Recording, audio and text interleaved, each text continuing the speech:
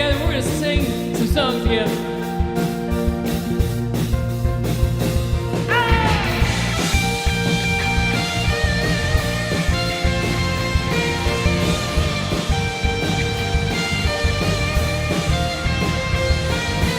Don't lose heart, oh my soul, oh my soul.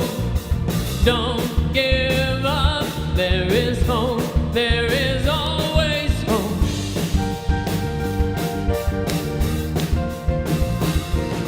And there is peace in the storm, in the storm. So don't forget, He is Lord of all.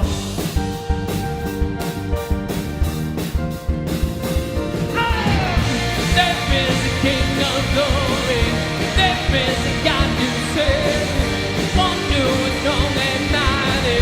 Freedom is in His name, so open the gates of heaven, lift up the sound of praise. There is a lion roaring, Jesus the King of glory. So lift your eyes, stand it off, stand it off. There is one, only one, where my help comes from. Lift your voice today. Oh, lift your eyes, lift your eyes. Oh, say, there is the King of glory. There is a God who saves, one who is strong and mighty.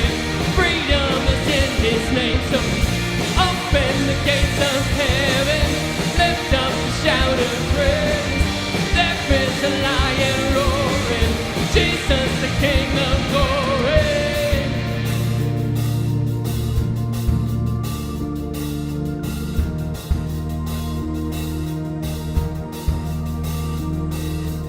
Nations bow, mountains shake at the sound of just one name. Over all, Jesus reigns. I know. Sing that with us. Nations bow, mountains shake at the sound of just one name. Over all, Jesus reigns. I know.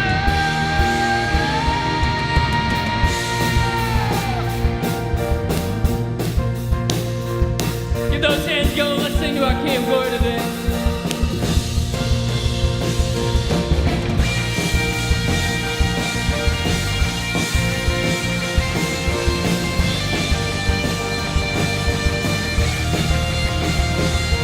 Say, there is a King of Glory, there is a God who saves, one who is strong and mighty. Freedom is in His name, so open the gates of heaven, lift up the shout of praise. There is a lion roaring, Jesus the King of glory. There is the King of glory. There is the God who saves, one who is strong and mighty. Freedom is in His name, so open the gates of heaven, lift up the shout of praise. There is a lion roaring, Jesus the King of glory.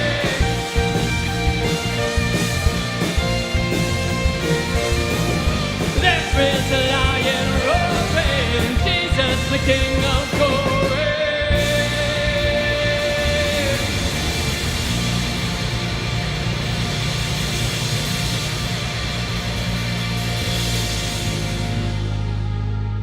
We're going to sing some more today. I don't know what kind of mess you might be working through today, but there is a miracle power available to you. Sing this with us.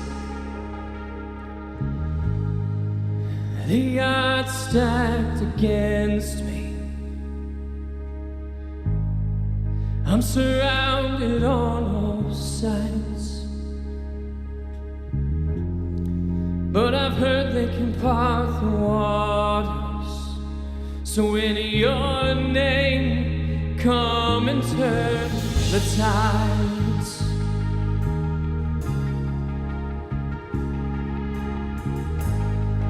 I'm staring at this mountain.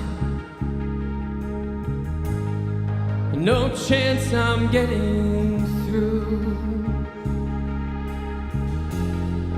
But I've heard they can melt before you. So in your name, I'm asking it to move.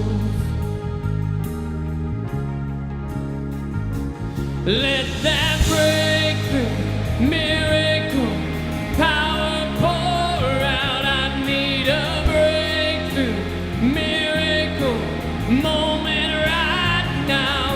Only in you and with you, my victory is found. Bring that breakthrough, miracle, power, let it rain down.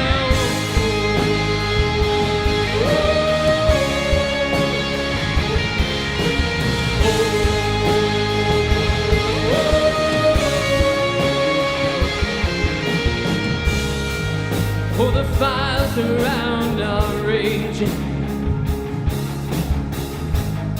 I feel the heat at every turn.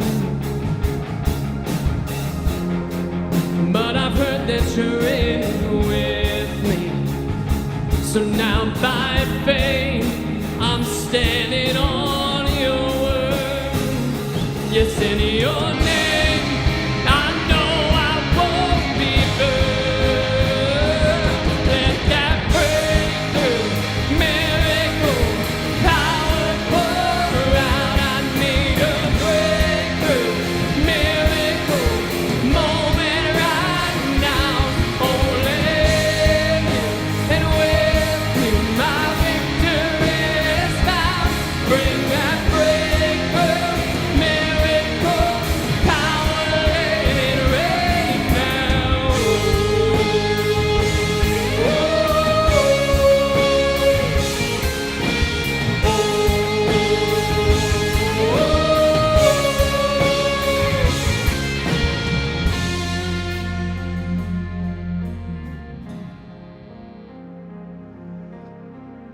God is still writing your story, and He is in it. Sing this with us. As long as you're in it, the story's not finished. I know you've overcome, so I know I'll overcome. As long as you're in it, the story's not finished. I know you've overcome, so I know I'll overcome. As long as you're in it, the story's not finished. I know you'll overcome, so I know I'll overcome it. As long as you're in it, the story's not finished. I know you've overcome, so I know I'll overcome. Oh, let that breakthrough, miracle, power pour out. I need a breakthrough, miracle, moment right now. Only you and with you, my victory is found. Bring that breakthrough, miracle, power, let it rain. Bring that breakthrough, miracle, power, let it rain down.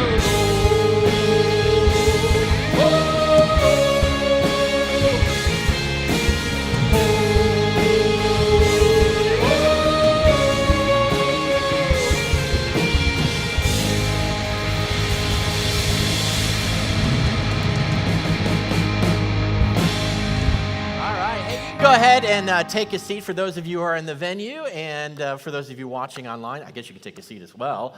What a great song. I mean, we really need to be able to tap into the power of Christ if we're looking for any type of breakthroughs or change in our lives. And one of those areas in which we can grow in that is forming spiritual disciplines, and that's what we're going to be talking about today. How about Brad Brickley and this entire Crosspoint band? Don't they sound great? You like make sure I'm Always, including yeah. everybody in there? Well, I'm nothing without these guys, so yeah, I agree. Yeah, I think we all agree with that too. That you'd be nothing Thanks, without Eric. those guys. If I get down on a cowbell player, I'll call you. I'm just nothing. I'm Eric. You are something. I'm something already. I'm your host for tonight, and maybe just for tonight. I don't know. It's good to have you here. We are in this series, week 3 of this series called Spark, Igniting the 167. 168 hours a week, minus the 1 hour that you're with us on the weekends here at Crosspoint. What are you doing with the other 167? And so we're going to be talking throughout the course of this series about living purposeful lives and what we can do with those 167 hours. I did a little research as far as how the average person spends their day. Of course, we've got sleep in there. We're supposed to get 8 hours. I'm not sure if anybody's doing that. We eat a little over an hour a day when you add up all the different meals and times we're eating. Social media. About 2.5 hours, and they say the average person 3.5 to 4 hours a day. Oh my gosh! On our phones, and then we spend about 40 minutes of our day socializing. So we spend more time on social media and our phones than we actually do interacting with other with human actual beings. socializing. Exactly. So we've changed in that. Of course, we are like a week away from past 4th of July, and so some of you are still spending your time blowing off fireworks at all hours of the night. Oh, really? Okay. You're the people. Okay, because there's basically 2 types of people. There are the people who continue to do that, right? And then there's the people who complain about the people who do that. I feel like there's a third group that is like, whatever, at this There's point. a small little sliver. I'm in that one. In there. I think I might be in there too. But I am part of the group of people that says, I am not interested in watching your fireworks videos on Facebook. Anybody else that? Like, I enjoy a good fireworks display. But not through a screen, right? Not on the TV, on my phone. I know you mean well by posting the videos of you and your fireworks displays. But God bless you, nobody's interested. So that was a little harsh, a little tough love. The whole tough love. But I felt like I had to say it. Yeah. I felt You're like sparking a new idea to maybe. I am. That's my own. I'm going to have my own spark talk in the parking lot if you want to come and hear what I have to say on. Are you going to blow things up at the end? Are you going to blow things up at the end? Like, are there going to be fireworks? You never know, Brad. You have to come and see. I don't want to give anything away. Okay. It's great to have you joining us. Just a reminder that if you're vaccinated, for those of you in the venue, masks are now optional. If you are not vaccinated, we ask that you continue to wear a mask while you're in the venue, just as a way of respecting those, especially young children and those not vaccinated yet. You'll still see members of our staff oftentimes wearing masks outside of the time they're on stage, and that's just, again, to respect where different people might be at as we continue to navigate our way out of the pandemic. We'd love to be able to connect with you, and if you could fill out our digital connection card, that would be great. Best way for you to access that, for those of you in the venue, is taking a picture of the QR code on the seat in front of you. For those of you watching online, just push the button on your device, and that will take you to that as well. If you're a partner or regular attender here at Crosspoint, then you kind of know the drill as far as filling out this card. If you're joining us for the first time, awesome to have you with us. If you could fill out this card with as much information as you feel comfortable sharing with us, we would appreciate that. If you do include your mailing address and this is your first time with us, we'll send a little gift in the mail to you in the upcoming week as our way of saying thank you for joining us at Crosspoint. And we're excited once again that kids are now coming back to kids' environments on Sunday mornings in the 9 o'clock service. That is the one service that we have kids' environments. And if you would like to register your kids because space is limited, you can do that beginning on Tuesdays at noon. If you'd like a reminder about that, we can send that to you. You can just mark that on your connection card. And so thankful for the awesome teams of people who volunteer their time building into our kids. And as a reminder, we would love to be able to open up more kids' environments on Sunday mornings and on Thursday nights. And so that is predicated on really having more people volunteering. And so if you're interested in volunteering in our kids' environments, we'd love to have you part of those teams. Again, you can mark that on your connection card. And CSM, Crosspoint Student Ministries, 7th through 12th graders, continue to meet on Monday nights. In-person small groups continue right here on the campus. Again, those are on Monday nights. And here's who wants to be a good neighbor? Apparently. Oh, we had a couple. A couple people. Well, don't blow off fireworks at 3 o'clock in the morning. Or another option Or might another be, option, host a backyard movie Yeah, night. there you And go. we've got like a little kit. Is it a kit? It's a whole kit, yeah. Everything you need, except you need to bring a laptop to play a movie. So, Okay, so there's a is there like an inflatable screen or something like there's that? a fold-up screen. It's not Fold-up inflatable. screen? Fold-up screen, projector, Okay. speaker. Okay. Yeah, all the stuff. All right. the Cables. whole- Okay. Yeah. Did you come out and you set it up for him, Brad? No. Okay. I got people for that. Okay. But hey, if you'd like to do this in your neighborhood, what a fun little summer activity. Invite your friends and neighbors to your backyard. And if you're interested in this, to reserve the kit, you can mark that on your connection card. Reach out here to Crosspoint. We'd love for you to be able to do that. And then Thursday nights throughout the course of the summer, food trucks are back. Weather permitting, come early, enjoy some food with one of the great food trucks that's here on Thursday nights. And you can tailgate in the parking lot and then stay for the Thursday evening service. All right, we've got a great service planned for you today. Brad and the band have a fun song that's going to get us going. In my day job, when I'm playing Indy's Best Variety of the 80s, 90s, and today, I do a little segment called Eric's Music Vault, Okay. where I share a little behind the scenes story of a song or an artist. And so I thought I would do that, if that's okay with you. Okay, sure, right? sure. I'm curious now. This song featured in Rocky 3. Uh-huh. This is the one. This is my favorite because it had Mr. T in there, where he pitied the fool. That's Sylvester Stallone. Here's the thing with that. This song was like the huge hit of that summer of 1982. I think it was like #1 for like 7 weeks straight. But a little fun fact about it, Sylvester Stallone, that wasn't the original song. That was going to be like the theme song of Really? Rocky 3. Sylvester Stallone wanted the Queen song, Another One Bites the Dust. But Queen would not give that to them. Really? And so they went to this band Survivor, which really didn't have any hits at the time, and they produced this song called Eye of the Tiger. That's pretty cool. And it was such a huge song, and I was like 11 years old when this song came out, and I loved it. I loved it. And I remember sitting in the theater, Rocky 3, okay? And this is such a big song. And throughout the course of the movie, every once in a while, they would play like snippets of the song, but they didn't play the whole song. And so I'm south side of Chicago in a theater, and a guy is just revved up. He wants to hear this song so much in the movie. And so at one point, he just yells, "Hey, just play the," and he said, bleeping song, but he didn't say bleeping. And so every time I hear this song, That's what you think I of, huh? think of the guy in the south side of Chicago saying, "Play the bleeping song." So, Brad, if you wouldn't mind, would you and the band Well, play the bleeping song. play the bleeping song? It's Survivor's Eye of the Tiger to get us going tonight.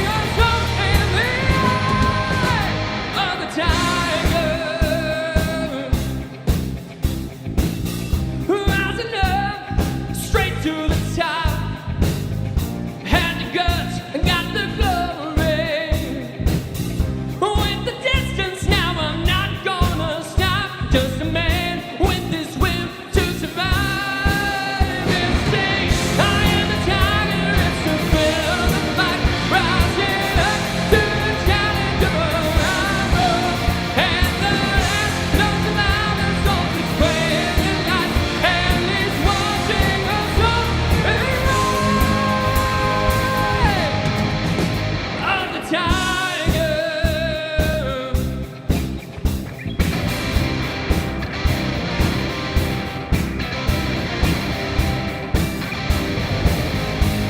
The eye of the tiger.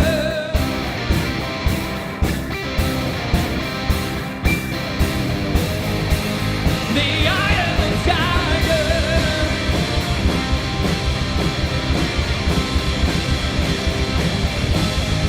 The eye of the tiger.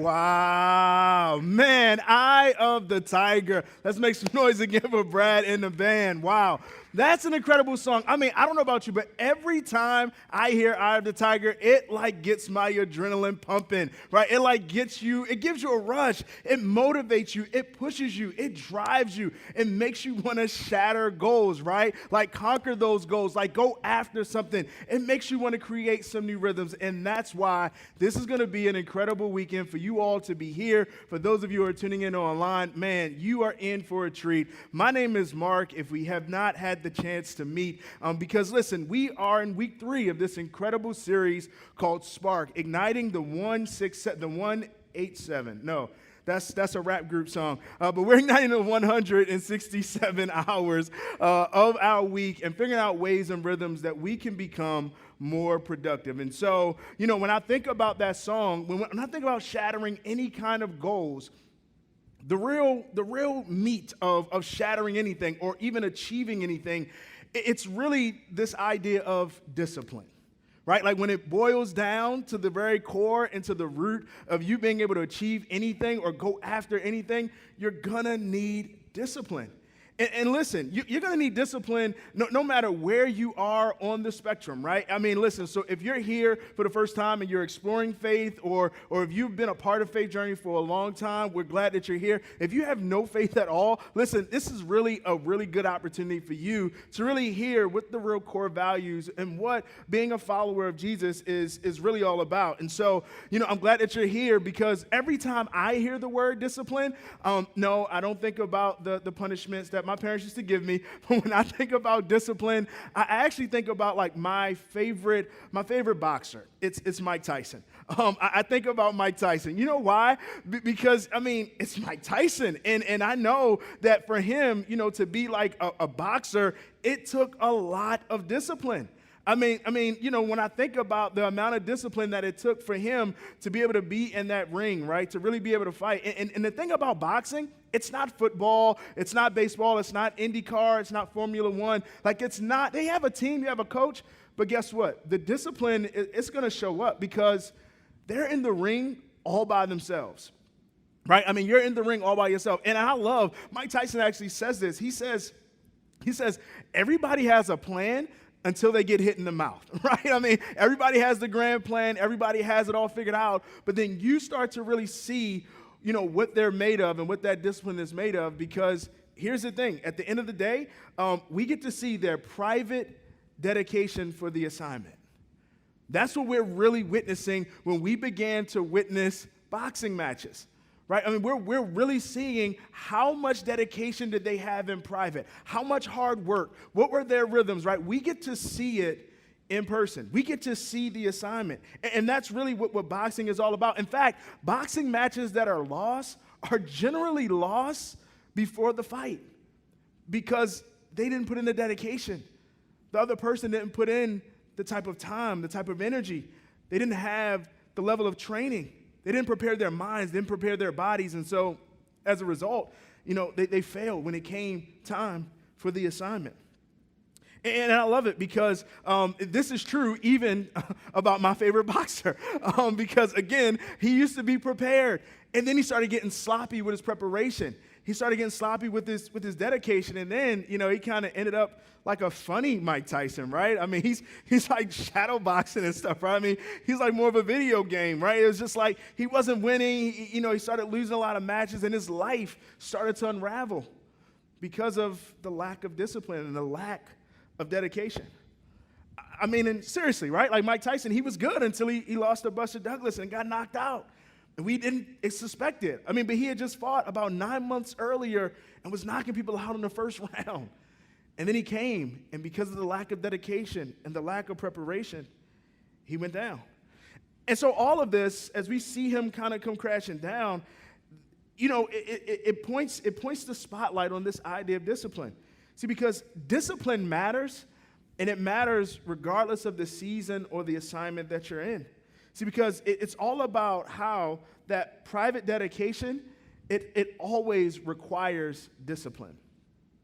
So it doesn't matter how dedicated you are to a goal or to a task or to something that you want to reach or to the next level of your career, it's going to require discipline. And I know, you know, in your office, at home, you got all of this, I'm devoted, I'm dedicated to it, but listen, if it doesn't have discipline, it probably won't get far. And I love it, right? Because we're talking about like this idea of being private, this private dedication, right? Like all of the work that's done, it's done in the gym. It's done behind the scenes, right? It's done before you get the spotlight on you. But what I like about that idea of like, you know, private dedication for the assignment, this idea of like PDA, is like, it really talks about this private piece, but it's actually a public thing as well. It's a public thing as well. When you think about it, you know, you can't have discipline and not have it show up in the public sphere. And for instance, like for me, I have to show discipline like every day when I'm out with Noah. When I'm out with my 17-month-old, I've got to show some discipline, and you know, I got to show discipline because I mean it's kind of hard to not be affectionate, to not really show PDA. But her, I mean, look at her. I mean, really, like. I mean, we went to the zoo last week, and she's like waving on the merry-go-round. Don't you just want to hug her? Like, you just want to reach to the screen and just give her hugs and show her affection. And listen, that would be cool. Everybody would be like, oh, that's so cute. That's so amazing, right? And so when we think about that public display of affection to a baby, like, it's cool. But the moment I start doing the same thing to my wife, Whitney. No, I'm not going to show you a picture of her. But like the moment that I do that to my wife, Whitney, in public, people will be like, oh my God, get a room. Like, get out of here with that. Like, people start getting uncomfortable. We start to get uncomfortable, right? Because we may not even do it as much because maybe we're just afraid to, right? Or maybe it's not that. Like, but what happens? What happens to us, right? Like, is it this? Like, maybe it's because we're just afraid of what other people think, right? I mean, look at those memes, right? I mean, you've all seen the kiss cam. But if we put that spotlight on you, the question that continued to run through my mind is like, what happens between when we're kids and when we become adults?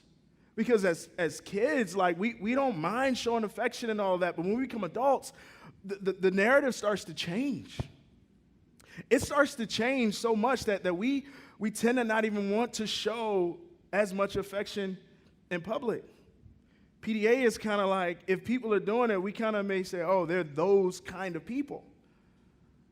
But then I realized that there were some studies that were done, and they showed us that maybe what's happening is we began to really get distracted by the opinions of others.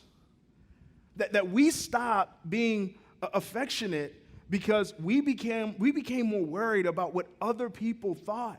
And so we stopped doing the things that were very natural to us.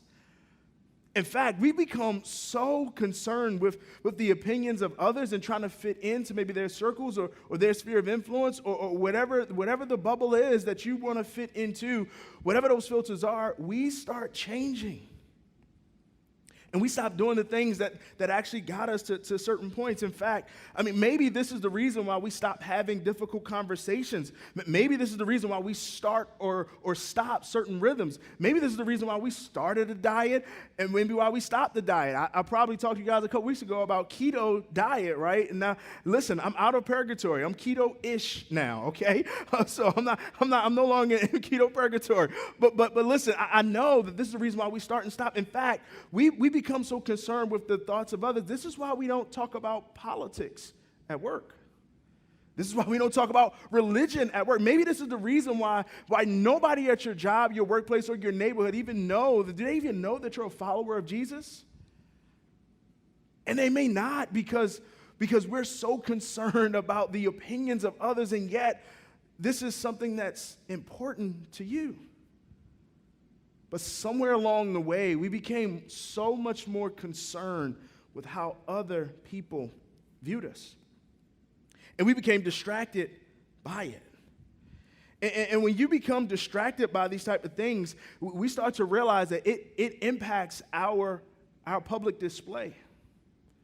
And so what starts to happen is the things that you're doing in private, in that private dedication moment, it never gets a public display because you're so concerned about what other people think. And that's the tension, and that's the thing that actually disrupts the rhythm of you being productive, of you having the motivation, of you being able to push forward and lean into what God has for you.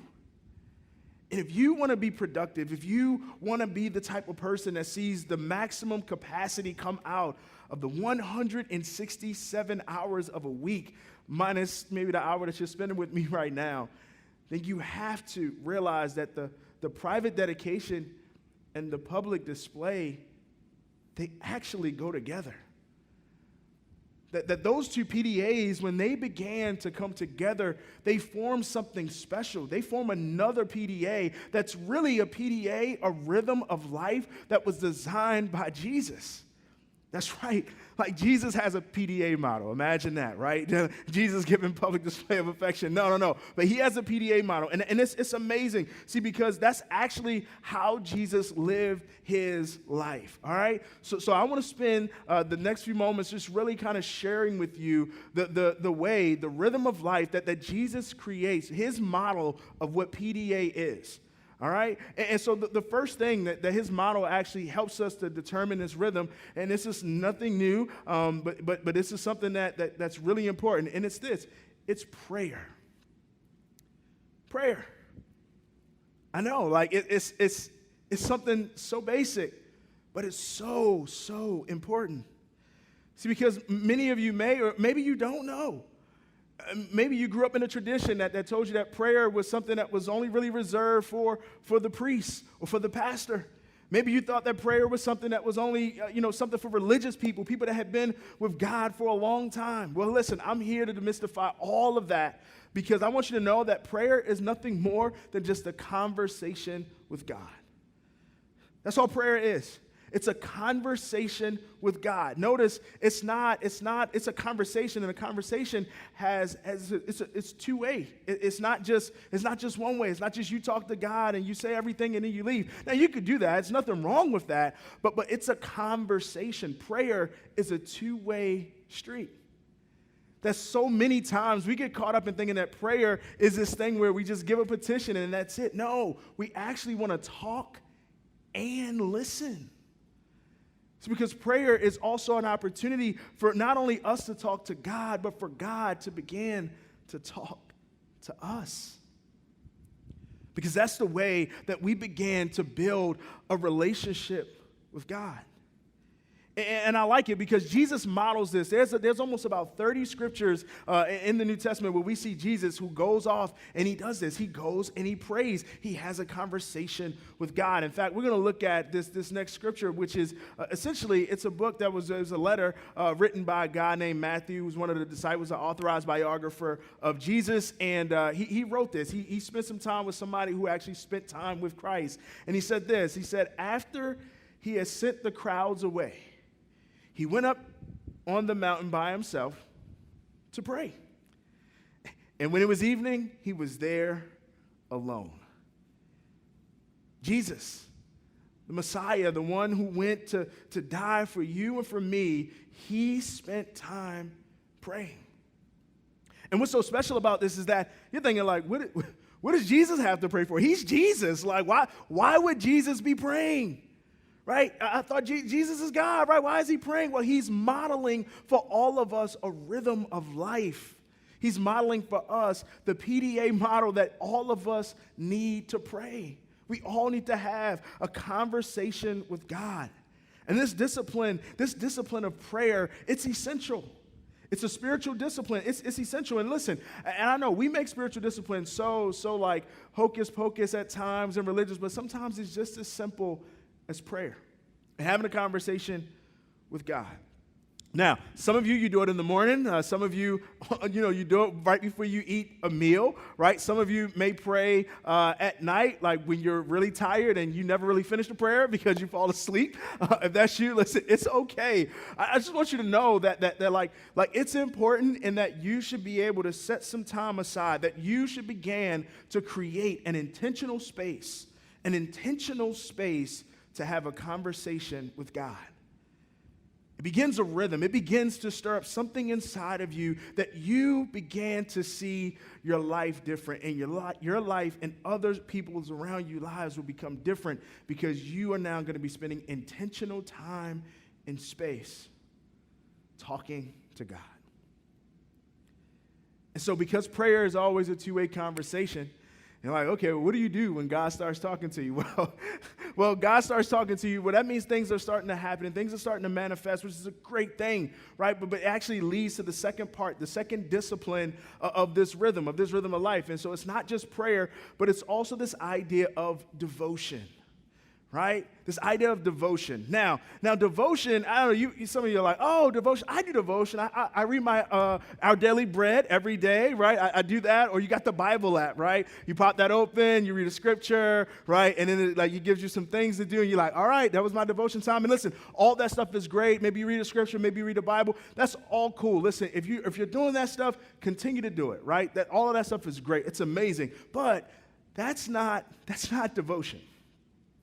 I want to help you understand, that's not devotion. And I know that there are times when we think about devotion as being this very super spiritual thing, and more so, we start to think about devotion as this idea of how much of the Bible can I learn?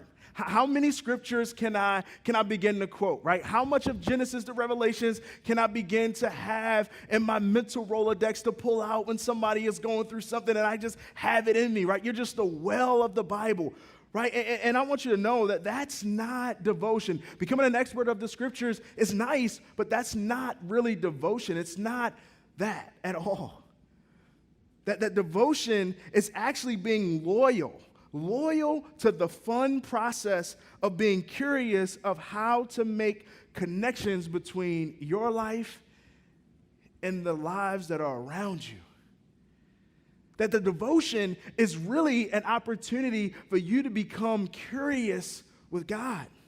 Become curious with all of the things that are around you each and every day.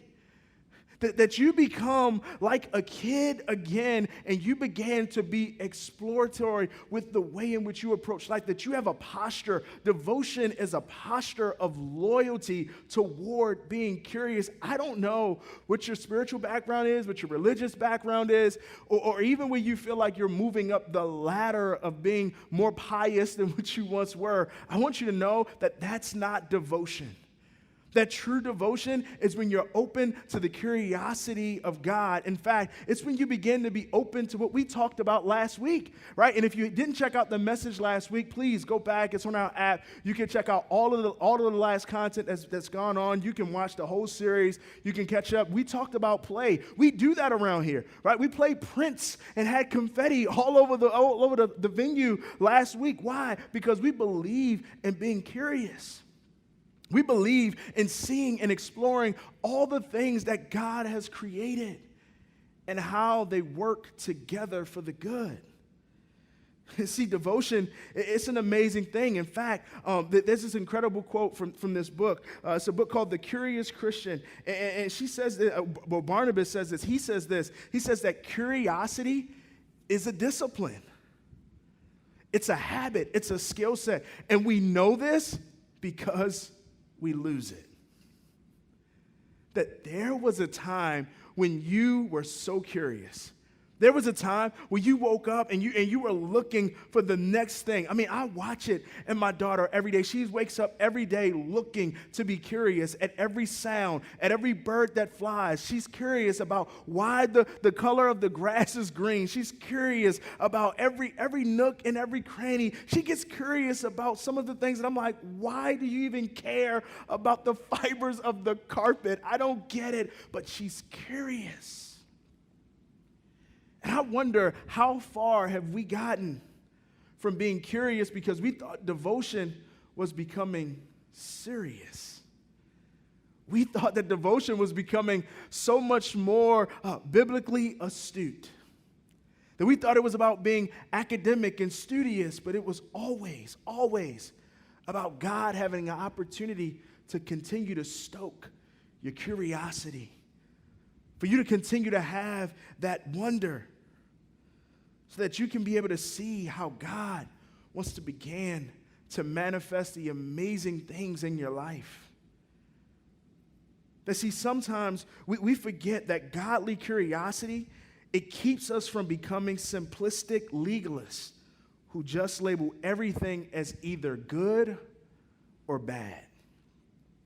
And maybe that's been your religious experience. Maybe that's been your spiritual background, that you think that church and being devotional and following Jesus is about how do I put things in the good category? How do I put things in the bad category? How do I make things put this is black and this is white? And I read the Bible so that I know more about what's black and what's white and what goes over here and what goes in this compartment, and I put these people over there, and I don't hang out with these type of people, and I can only see it this type of way, and I'm got to affiliate with this political party because it's black, because it's white. And this is why I don't talk to this group at this job. And this is why I don't go to this cookout with those neighbors, because it's black and it's white. And God's been saying, where's your devotion? Where's your ability to be curious? Because God is working in all spheres of life. God is calling us in our devotional life to not be black and white, but to help us be able to swim and traverse the terrain of the gray. Because that's where God often lived. That's where Jesus often spent most of his time. He didn't even spend it with all of the Pharisees and the Sadducees. He was trying to spend it with people who were trying to figure it out, who recognized that they don't have it all together. And that's what we're about right here at Crosspoint, right? It's a place where people don't have it together. And it's great because we can swim in the gray together. We can help each other traverse the terrain of the gray. But that's what curiosity is. That's where your faith begins to grow. That's where you begin to see God manifesting something amazing in your life, because you don't have it all together, but you're tethered to a God who does. And so this rhythm, it starts with prayer, and then it evolves into this idea of of devotion. But see, what good is you being able to have a prayer life and a devotion life if you're not being a part of the activity of God? And so this PDA is not just prayer, it's not devotion, but it's also action, right? It's not just theory, right? Like Jesus just doesn't work in theory. No, he's a very practical God that wants us to be involved in the activity. See, because here's the thing. You can do prayer and devotion in your private time. But I told you, you can't have private dedication without some level of public display, because that's what action is. See, action is a public display of your private work. That the people on your job or in your neighborhood, they should know that you are a follower of Jesus. That they should know that that's where you stand, that's where you are, and not even that's where you stand, but that's where you're open at. That's a space where you began to be able to walk and you become a witness to a life and a rhythm that continue to give, that continues to bless, that continues to show grace and show mercy, and that continues to show love and spread it to people who are on the margins of society as well as those that are in the most popular spaces of society. This is an incredible rhythm. This is what spiritual disciplines really look like. See, spiritual disciplines are life-giving. They don't take life away. And so, as we think about this idea of PDA, I don't want you to leave, just thinking about how you're going to kiss your boo later or your wife or your husband, right? I want you to just walk away thinking about that for PD. I want to give you some tangible next steps because I think that this is a great rhythm for each of us to continue to embark upon. And so I want you to take some next steps this week. So maybe you can mark these on your connection card, or you can just kind of maybe jot them down if you want to, just so that you can kind of go back to later. So here's the first next step that you could take, that this may be where you are, and this is a great next step to take for you to start this rhythm, this new rhythm to help bring the productivity in your life and to maximize that 167. The first step is this: you can schedule a time to pray. Something that's simple, right? I'm talking about go to your calendar, right, and set a designated time to pray. Be intentional about it, right? I mean, we learned that you're only going to do like 75% of that what you write down, right? And for me, at this point, I'm only doing what's on my calendar, literally. I mean, somebody sent me a calendar reminder earlier this week, but it was on like a different platform. Never made it to my Google Calendar, so guess what? I never made that meeting. So, if that's you and you're in the same boat as me, right, you put it on your calendar. Make an intentional effort to make sure that you set aside time to have a conversation with God. All right, that's one next step. Second next step is really cool. This next step is something that I think takes a little bit more work, but it's nothing that's too hard, right? And here's what I want you to do. I want you to consider doing, rather, right? Maybe write down when you lost your curiosity. I want you to think back about what was the event? What was the traumatic event? Maybe what was the good event? Or, maybe it was when you were like, hey, I'm 16 now, and I don't have time for being curious. Or maybe that's when you became the most curious. I don't know, right? Wherever you are on the spectrum, I want you to take some time, have some conversations, and write down when you lost your curiosity, when you started shutting that down, when you stopped working that skill. All right? Cool. Now, final next step, and this is a good one. This is a one, again, this is the first one obviously had to do with prayer. The second one had to do with like your devotion and curiosity. But then this final one is something that definitely moves toward action. And it's this: maybe it's an opportunity. Maybe your next step is to volunteer, right? Maybe it's an opportunity for you to be a part of volunteering or serving somewhere. Maybe it's volunteering here. We heard it earlier. We want to expand those children environments, those kids environments to more services. Hey, go ahead and mark that on the connection card. You want to serve as in the tech booth or even in the band, folks on cameras. Listen, if you want to continue to fuel that life change, not just through donations, but also through your volunteering and service, that's an action step. That's something that God continues to put on our hearts so that we can continue to be in this rhythm. And so, you could pick any of those as your next steps or all of those as your next steps. But here's what I know. What I know is that if you began to move in that rhythm of life, you start to see a life that is so fruitful, a life that is so good. And so, before I take my seat, listen, I want to invite you all to stand. I want to invite you all to stand. And as you stand, I want you to think about this song that we're going to sing. And the words of this song that we're getting ready to sing here, it actually brings all of this together because your life is built on rhythms. Your life is built on a pace. And when we talk about building a life on a firm foundation, what better foundation to build it on than prayer, than devotion and action, than ensuring that you're in the rhythm of life? Because here's what I want you to know, that God never intended for it to just be about religion, but God wants us to have a rhythm of life. And when we have that rhythm of life, and when it begins to flow, that rhythm becomes something that builds a foundation that all of us begin to benefit from. God bless you.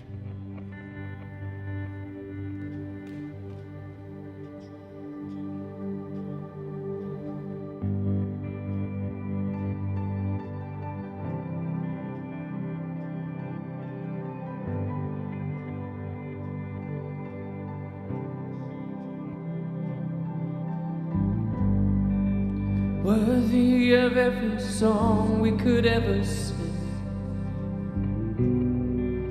worthy of all the praise we could ever bring, worthy of every breath we could ever breathe. We live for you, oh Jesus. Jesus, the name above every other name. Jesus, the only one who could ever save. Worthy of every breath we could ever breathe.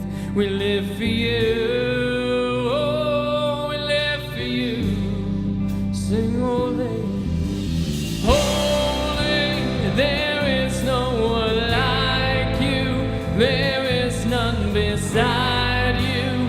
Open up my eyes in wonder and show me who you are, and fill me with your heart and lead me in your love to those around me.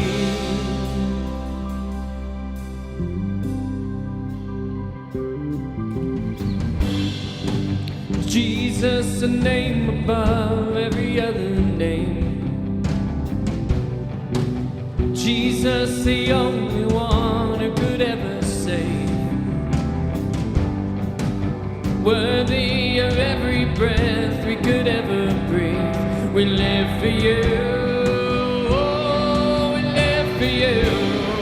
Sing holy, holy, there is no one like you. There is none beside you. Open up my eyes in wonder and show me who you are, and fill me with your heart and lead me in your love to those around me.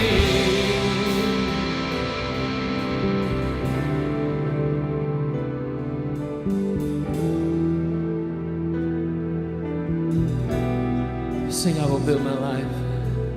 I will build my life upon your love. It is a firm foundation. I will put my trust in you alone, and I will not be shaken. I will build my life upon your love. It is a firm foundation. I will put my trust in you alone, and I will not be shaken. Holy, there is no one like you. There is none beside you. Open up my eyes in wonder. Show me who you are, and fill me with your heart and lead me in your love to those. I will build my life. I will build my life upon your love. It is a firm foundation. I will put my trust in you alone,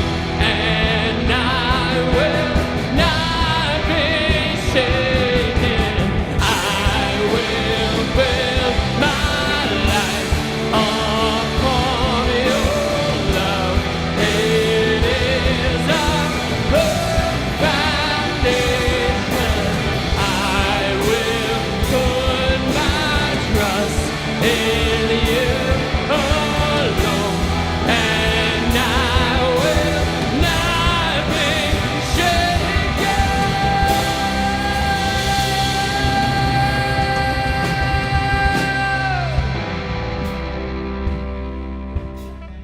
shaken. A few things for you before you go. Make sure you hit send on that digital connection card if you haven't done so already.